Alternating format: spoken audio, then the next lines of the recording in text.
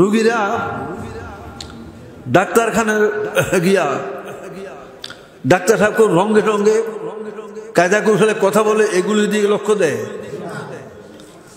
সে অপেক্ষা থাকে যে আমার নিজের শরীরের মধ্যে কি অসুখ আছে, রোগ আছে, এইটা কোন সময় তুই বাড়ি করবেন, ঔষধ বাতাই দিয়ে এই দিকে না।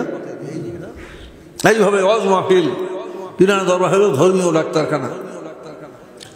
আখিরাতের ব্যাপারে কি ভুল ভ্রান্তি আছে, কি গলদ আছে, এই সময় জানা এবং এর সংশোধনের পন্থা গেছিল জানা।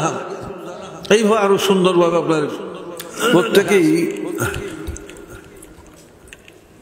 মাহফিলের যে মূল আলোচনা স্মরণ রাখার চেষ্টা করবেন। বিশেষ করে আখিরাতের উপরে জরুরি যে আলোচনা হয়, 30 খানা বাধ্য পাঠ্য কিতাবের অনুসরণে যে আলোচনা করা হয়, এগুলি অবশ্যই স্মরণ রাখার চেষ্টা করবেন যতদূর পারেন। স্কুল মাদ্রাসায় শিক্ষক সবক দেয়, পরের দিন আপনার সবক আপনার ভালোভাবে পড়াশোনা করে আয়ত্ত করে আপনার সবক শোনায়, পরে ওস্তাদ নতুন সবক দিয়ে দেয়।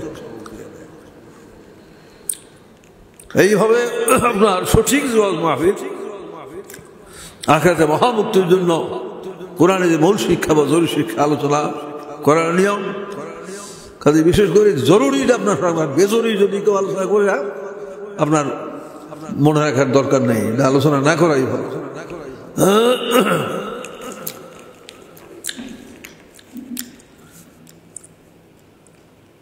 আর শুনলেন কোনো স্মরণই রাখলেন না, আপনার সাধনা করতে হবে, চিন্তা ভাবনা করতে হবে, বিশেষ দরকারি আলোচনা যেটা, জরুরি আলোচনা যেটা আপনার ধ্যান খেয়াল দিয়ে শুনতে হবে, তাফাক্কুরে শুনতে হবে। তাহলে 1 ঘন্টার আপনার আলোচনা তাফাক্কুর দীর্ঘ 60 বছর বিনামিল ইবাদত মধ্যে আরো বেশি ফজিলত। এই জন্য জরুরি বিষয়গুলি যখন বর্ণনা করা হয় তখন বিশেষ গবেষণা করে শুনতে হয়, পরবর্তী সময় প্রয়োজন তাফাক্কুর করতে হয়, ভাবনা চিন্তা করতে হয়। দুশন আল্লাহুম্মা সাল্লি আলা মাওলানা মুহাম্মাদ ওয়া আলা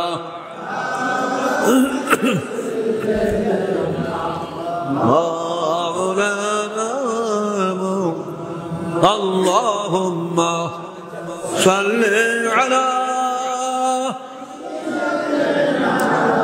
مولانا محمد وعلى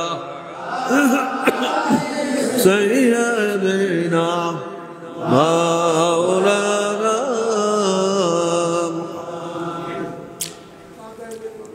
30 খানা কিতাব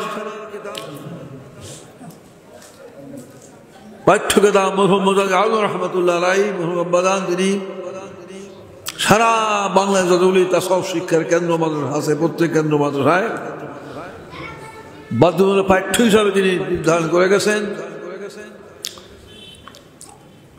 এই কিতাবগুলির থেকে মেফের যে কিতাব নকশা আকারে যে বর্ণনা, এই কিতাব এটা বিশেষ সবক বিষয় হইল আপনার সামনের মাহফিল পর্যন্ত।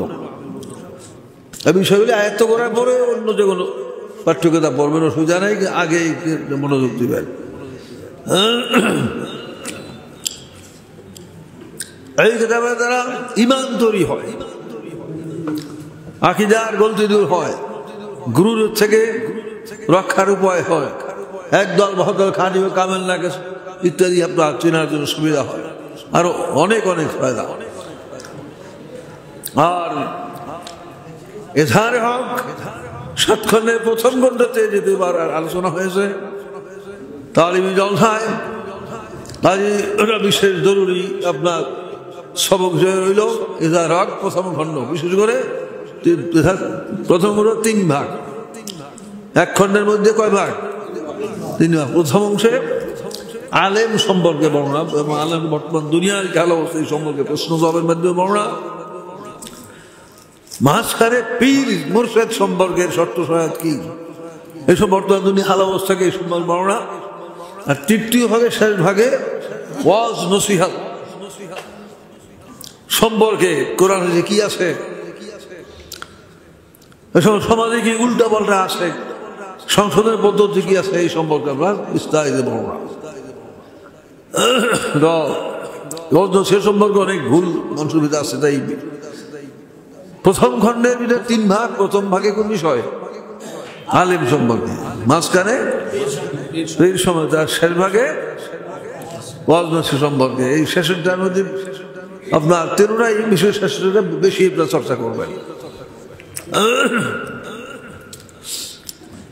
লেখা আছে রুগীরা ডাক্তারখানায় গিয়া ডাক্তার সাহেব রঙে রঙে কায়দা কৌশলে কথা বলে, এগুলি দিয়ে লক্ষ্য দেয়।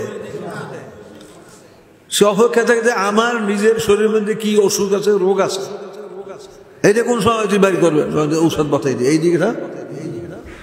এইভাবে ওয়াজ মাহফিল, পিরানা দরবার হলো ধর্মীয় ডাক্তারখানা। আখিরাতের ব্যাপারে কি ভুল ভ্রান্তি আছে, কি গলদ আছে, এই সময় জানা এবং এর সংশোধনের পন্থা গেছিল জানা। এইভাবে আরো সুন্দরভাবে আপনার লেখা আছে। কিন্তু বর্তমান সমাজে এটা আছে, কাজে এটা বিশেষ সবক রইল। এগুলি আয়ত্ত করার পরে অন্যগুলি আয়ত্ত করতে পারবেন, অসুবিধা নাই।